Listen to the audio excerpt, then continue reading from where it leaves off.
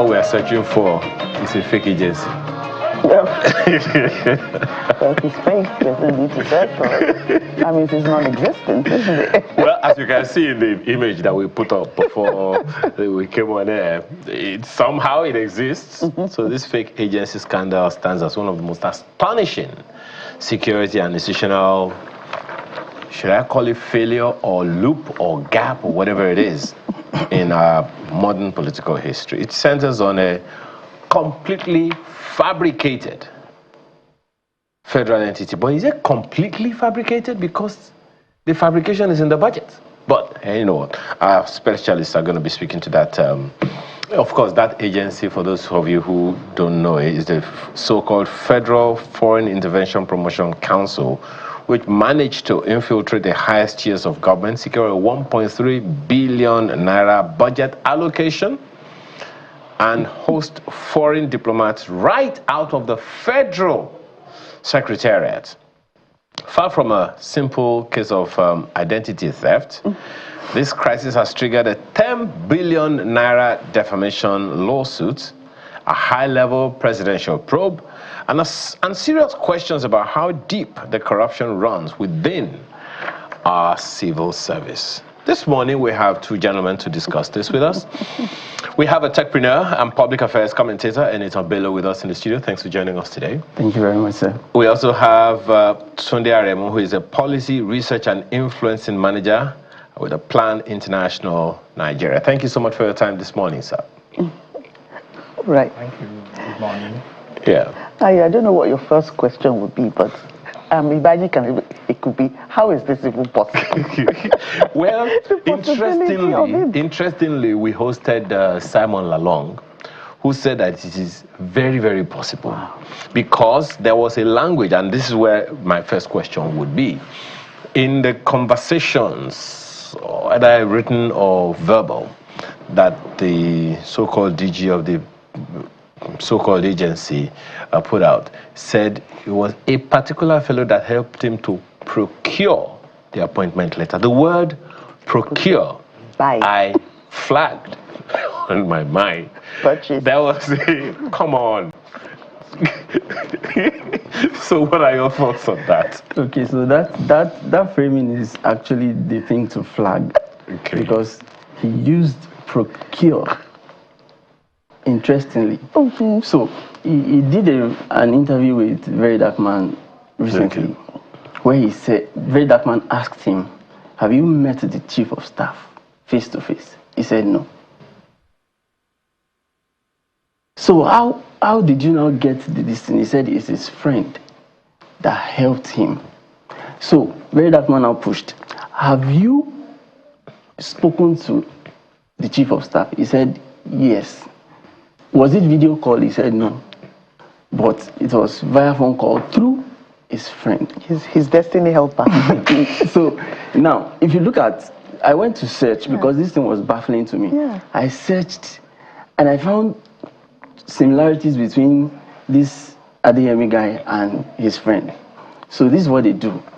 They have pictures with almost everybody of note. All right. Presidents, former presidents, CEOs, and this guy has pictures with Obasanjo, has president, anybody. And these are not fake pictures, they're real. They stood with them. What's the objective of those pictures? Is particularly to do this kind of thing, to buy credibility. Any room they walk into, everybody, I know this person. Yeah. This thing is actually quite common in Abuja. There are a lot of people who, by associating with politicians, they have access. You know how security, let me not use security agencies work, security. Yeah. Once they see you with a big person constantly, you automatically have access to that office. So that's their first leverage point. Once they get in, they can be able to do this. I wrote a post yesterday or so. I said, I believe there may be dozens more. All right, that we just don't even know about. That we don't know. The beauty of this particular scandal is it gives the government an opportunity to plug the holes. Because what it shows is that we don't have a live register of the MDAs. We have 891 ministries, departments, and agencies. No, we have more than that, I assure you. So are we saying that this particular agency is not doing budget defense and because from the comment by a former DG of the budget office, I mean, if you look at the budget, you will see the budget lines. He said we had, as at the time he was in office, almost 1,500, about 1,490 something ministries, departments, agencies, and corporations of government. But let's go to Mr. Aremu. We'll still come back to that particular one. But Mr. Aremu, first of all, when you heard this, you must have been scandalized by the mere fact that it was even possible. What was your initial thought, and what are your expectations now? Well, let me put it this way, maybe slightly different from the way Mr. Bello has put it there. Yes, it's scandalous that it happened. And what makes it scandalous is the magnitude and the audacity that goes with it. But then when you also look back, you also ask yourself, is this new? No, it's not new. We have history of phantom recruitment agencies, ministries, different states across the federation. You have all sorts of revenue generation agencies that are not known to the law, that the states do not have record of, that just emerge on the road and harass people. And if you also recall, 2011, 2017, those are recent ones, which you also find police busting some fake recruitment agencies in Lagos State. So it's like that across the country. So it's not new. It's the audacity of this one that actually strikes all of us as strange and then peculiar.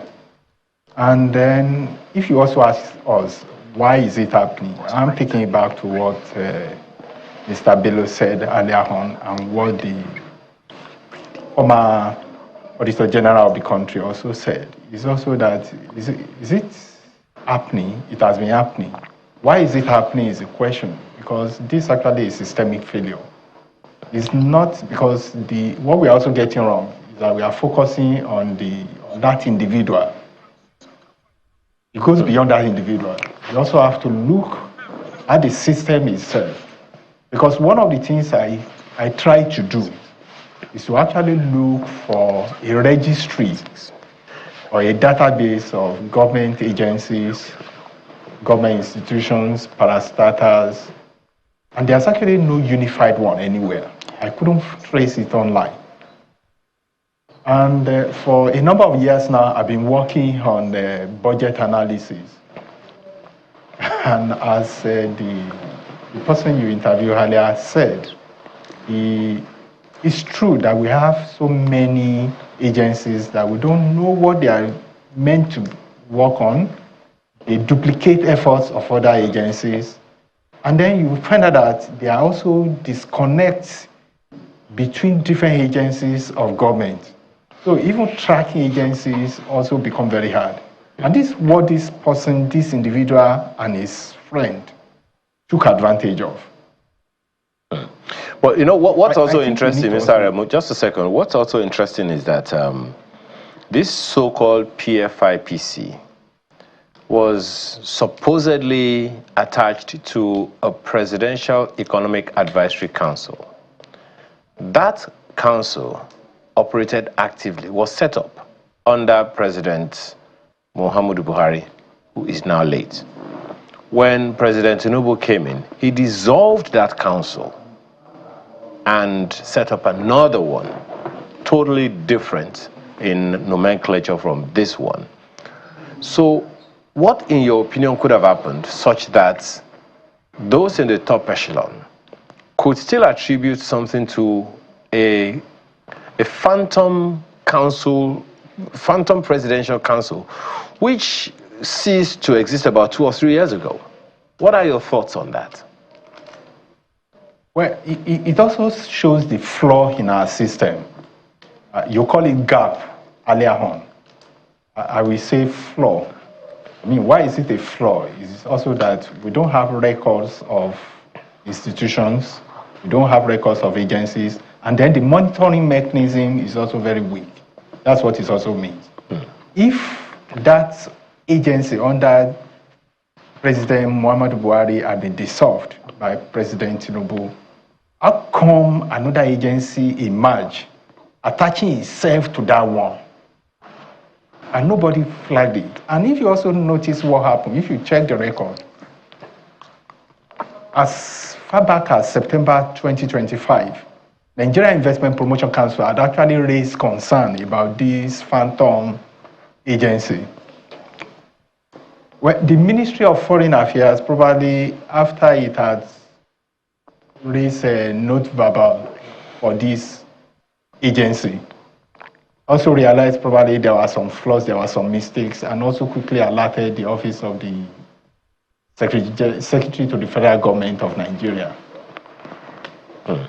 But then it also took them almost a month to actually reach out and stringently ask. I say stringently because you are going to start seeing where the flaw is. The office of the Secretary General of the Secretary to the Federal Government of Nigeria had to reach out to the office of the Chief of Staff to the President to find out, to request for information about this agency. I would have There's thought, a flaw there because it should be the other way around. I would have thought that a simple Google search would have helped to know that the Presidential Economic Advisory Council doesn't exist anymore. Yes, you are correct. But then government doesn't work that way. My experience interacting with government agencies, actually at times they laugh at us, those of us from the development sector, and say that we don't understand how government works. That you can't use Google search to look for certain things. So you have to make inquiry. But as I said, one critical thing is that, is there a unified registry where anybody in government or outside government can go and check? Yes, Google search, as you said, because immediately it's put online, maybe the search engines can bring them up. But unfortunately, the system is flawed, and we still put it that way, to the extent that we don't have a unified registry, we don't have a database of agencies, and you also find embarrassingly that you find the Nigeria Senate actually not also verifying, and both the Senate and the Federal House of Representatives not verifying, not checking with any relevant institution to check whether this agency actually exists. That means, for all we know, there could be 1,001 other agencies that are also online, or that are also accessing resources, that are also being assigned spaces, because that's actually where the challenge is, that we don't know what exists, nobody is tracking anything, there's no monitoring mechanism, that the president gave an order that an institution should be dissolved, and that it still exists. It's the greatest scandal, really. You know, it's interesting that on the back of that, let me bring it to you, Mr. Pillow, because I know that you want to have one or two responses to what Chairman said. But on the back of that, I had to go check whether there are other agencies like that existed but have become dormant or moribund, and we don't seem to be giving them so much attention anymore. I found a few.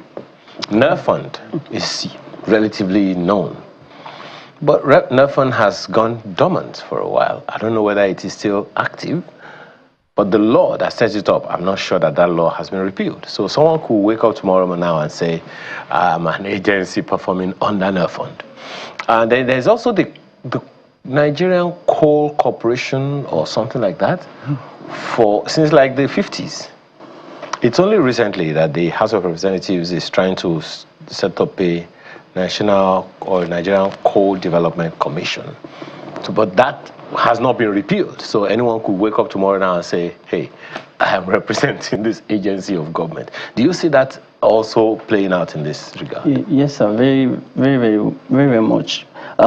So, if we go back to the Steve Oronsayi report, 50 agencies that were existing that were not backed by any law were flagged.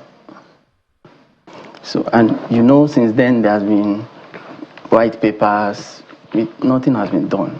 So it's very possible many of those agencies still exist. Now, to the point Mr. Aremu made that I want to touch on, we have to thank the Ministry of Foreign Affairs, actually, because without them, this guy would have gotten away with it. What I mean by gotten away with it is he planned a summit. He planned to invite, investors, ambassadors. If he had done that, it would have been impossible to call him a fraud. So he sent a message to the Ministry of Foreign Affairs saying, my staff need visas. So those ones were like, who are you? So that's what started the ripple effect that led to exposing him. So they asked questions that, who is this guy? Who is this guy? Who is this guy? And it got to the chief of staff's table. I don't know him. The president didn't set up this. So he asked the security agencies to investigate this guy. They invited him. Where did you get your appointment letter from? Somebody helped me procure it. And by his own admission, he was arrested and detained for 28 days, thereabouts, within that period. And investigations started going on. The whole point is that we need a registry. When I said we have 891 ministries, departments, and agencies, that's me going through the 2026 budgets, line by line. Of course, there are some agencies that didn't make it to the budget, but they exist. The ones that I could confirm. And it's too much not to have a registry where anybody can go and verify. It's dangerous because there are a lot of them existing everywhere. And I'm sorry to say, civil servants are the engine behind this particular fraud, because he couldn't have done what he did without help me to do this. Who put it in the budget? Somebody did. Somebody created a fresh budget code, because I checked. It wasn't in the 2020, 2021, 2022, 2023 budget. Suddenly, bam, it appeared in this new one. So a lot of people helped him, and it just points back to the fact that there are a lot of people involved. People are benefiting from stuff like this, and the government really needs to block these holes once and for all, because another one will surface if nothing is done. Everybody will be on their toes now. Let them not catch me. Let them not catch me. Yes. That's just the truth. Interesting. It's very, very, very interesting, because you will still wonder, how come there was no finality to this particular agency when it was supposedly shut down when it was, and that it still had offices, it was still allowed to exist, and it was only when he was looking for money to carry out a particular event or service that people now started asking questions. If they shouldn't have existed, how come he goes to office every day to say, I'm in charge of this office? That's what we're wondering. I don't know if I'm mistaken. Well, it's really, well, let me ask Mr. Aremu, because it's still rather baffling. There is no doubt about it. It's still really, really baffling that this happened. And you say that it's not new.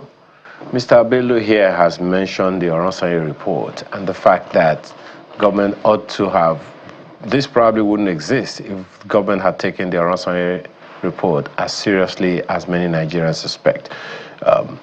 Do you think that is significant? How significant do you think it can help us to quell what the issues are? And added to that, is there any other thing that you think we need to do now to ensure that we don't find ourselves here again? Because both of you are saying that if we don't do something decisive, this is probably still ongoing right now.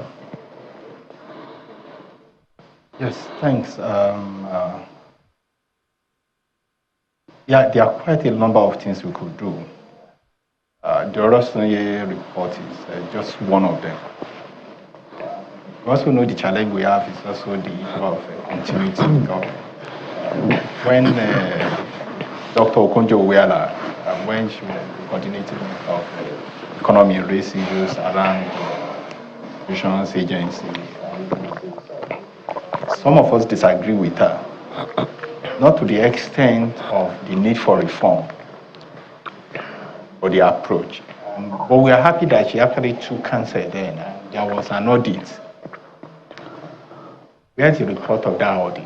What has happened to it? Who has taken action on it after she left office? Which is also the challenge with continuity in governance in the country. Then the other issue is also that there are existing rules, where I agree with Mr. Bello now, that some individuals within the system, not just civil servants, even politically exposed individuals, privileged people also enable persons like this gentleman and such phantom agencies. That agency actually was not existing. I think we should also not get it wrong. It was not existing properly under President Buhari. It was, it piggybacked on another agency that was existing, that was scrapped by President Tinubu. And the strange thing is this. There is the Civil Service Rule, Chapter 2 and 14, which actually stipulate how civil servants are deployed to agencies. Who check the records, who check the books? When civil servants, 314 people were being posted to that phantom agency. That's one rule that was broken. You know, I made mention of the Senate earlier on. Between the Senate, the Auditor General, the Office of the Secretary to the Federal Government of the Federation, there is a Fiscal Responsibility Act in Part 2 and 8 that also stipulated the processes that things should take and the checks that should be made. Who are the people who are supposed to check that? Which offices were supposed to make those checks? It was not made. That was one of the problems. And then we also have the Public Procurement Act.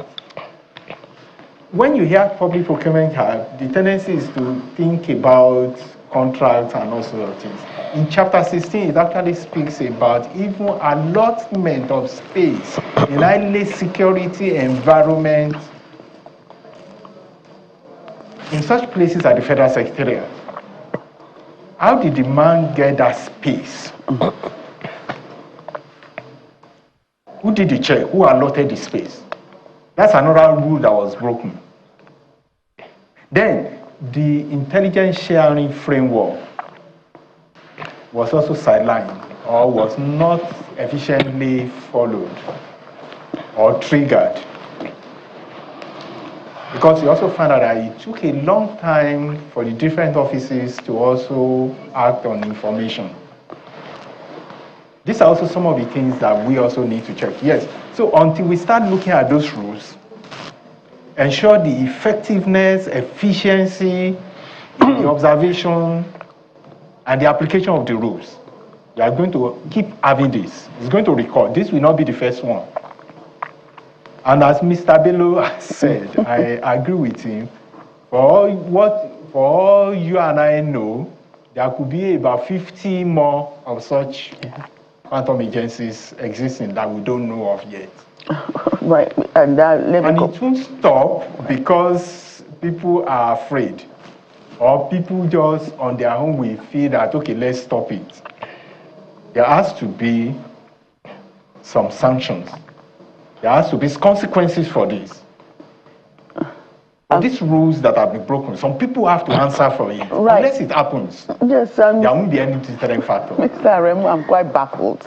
Let me bring my state of being baffled to you, Mr. Bello.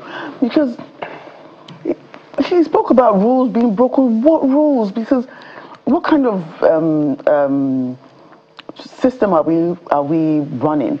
In Anambra there, I think one of the first things that the governor did when he came was to ensure that the the civil service is digitalized. Yes. If you have an office that's, maybe you have an ID card, you need to clock in, nothing will happen. You can't get into all those spaces. The man that says is in charge of the agency, what kind of security access does he have to go into the federal secretariat to say that, I'm working in this office? Because if that office was not existing in the first place, there's nothing like that. So I don't understand what rule is. Are we still like in the 1980s that we're breaking rules of just, you can just walk in and nobody knows anybody. You just walk in and who's paying whose salary? How come he's enrolled in a system where his salary is being paid, or maybe he doesn't need salary because of the budget that has been allocated, so he will feel fat from that. But can you tell me what kind of system are we running such that those kind of things, and not just this agency, multiple agencies can have such access and nobody knows? Okay, so the system is archaic. I spoke to someone that works in Abuja. So I asked the same question. So the person told me that there was a time that ID cards were enforced. But once it's 11 o'clock, 12 o'clock, people go out. And then when they are coming back, nobody checks again. So new people can come in. And then there are people who sell stuff who have places in the secretariat that they keep their stuff. So the security system is questionable. I want to address the salary thing and the staffing thing. So one thing I want to clear, they didn't post 314 staff to that office. Right? So what he got was a waiver to recruit. Oh, on his own. Who signed the waiver? Because of the question. So there are at least 10 agencies that need to answer questions. Yes, sir. That's why when some people say, why is this investigation taking this long? It has to take this long because it's a multi-agency failure. So the only 3 staff that are verified to have worked in that office were posted there from the office of the Accountant General. They received their salaries from that office, not from the PFIPC office. So they were posted there. One of them said, I went there once a week. I didn't do anything. Another said he went there twice a week. Normal civil servant behavior. Just go to the office or don't go and just get paid. The Office of the Accountant General, Secretary to the Government of the Federation, Head of Civil Service, NITDA. So NITDA was the one that, as a tech person, is quite peculiar to me. A fake agency got a .gov.ng domain name. That's what legitimized this whole thing. Anybody goes to that website, this is a real agency. And their verification process is manual. So somebody there refused to ask the right questions. And it all came from a fake appointment letter that he presented to someone. That thing opened doors. Or maybe some people that he knew there just bypassed the whole process. Because by the time he got into the budget, the fake agency wasn't that fake anymore. That's why I said if he had succeeded in, hosting that summit and then brought investors, ambassadors from all over the world. He had presidents on schedule to come. So who would have? I'm wondering who will have attended the summit. I'm sorry, Mr. Remu will come to you, but I'm just amazed. Who would have? Oh, maybe I should bring that question to you, Mr. Remu, because who do you suppose will have attended that summit if he on his own presented a fake appointment letter? He used that to open, I'm sure, because there are a lot of people that are culpable within the civil service. People that ensure that his agency's agenda entered the budget so that he could get that amount of money. The people the waiver he got to recruit people on his own, all those little things that were, that is not, it's not at the level of like the permanent secretary or the minister. It's not those all those other directors and all those people that seemingly are not visible, but they do a lot. So who would have attended that summit? He won't just invite foreign people. He will have invited his bosses, the president, the head of civil service, all those people. The minister of foreign affairs will have come there. Do they know him? Did they give him the appointment letter? Did they sign up? Who signed up for what? Because it's laughable what we're talking about. So, let me bring it to you. Who do you suppose will have attended that summit if he was actually successful in organizing it? If the lead has not been broken, if somebody had not flagged this at the Nigeria Investment Promotion Council and at the Foreign Affairs Ministry, don't be surprised that somebody at the presidency will have been there. If the president himself or the vice president himself don't attend, that's a strange thing about the way our system works. I said earlier on that who does the checks, who makes the checks, who has questions. If we don't ask the right questions in the right places, we are going to keep having these challenges. And we have a system that is also heavily built on patronage, culture of patronage. So all you have to do is know Dr. A, Professor B, Chief C, and then Z. Okay, Mr. Aremuja, we're running out of time, but I'd like you to help us do something as we wrap up.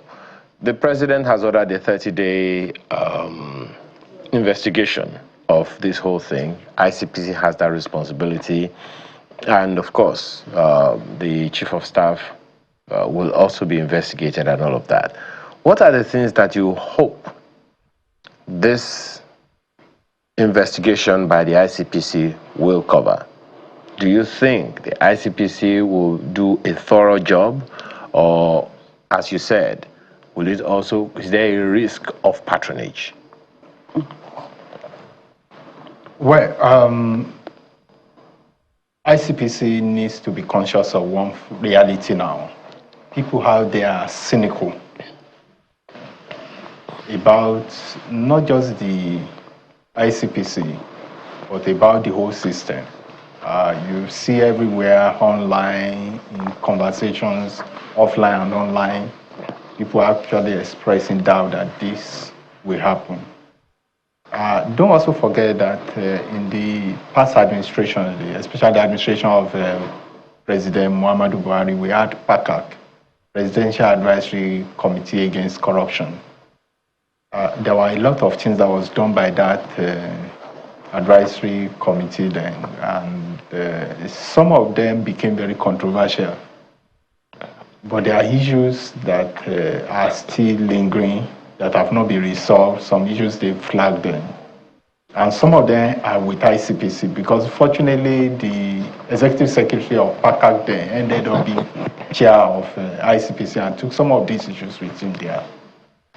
Where are they now? So, and this is the best time now, this is the greatest opportunity for ICPC to actually prove its own integrity. So it's not just the system that is on trial now, either we like it or not. The system is on trial, and then the ICPC itself is on the site of the gun. Okay. Because people are watching, people are waiting, and it won't die like other issues, I assure you. Okay. People are going to keep. Absolutely. Well, Mr. Bello, your thoughts on that as well. What are the things that the ICPC must have in mind, knowing that the social media is very, very active, and the names, the names that have been mentioned, they want to know whether they're going to get a slap on the wrist or they're just going to be exonerated altogether. Yeah, I quite agree with Mr. Aremu. Heads need to roll.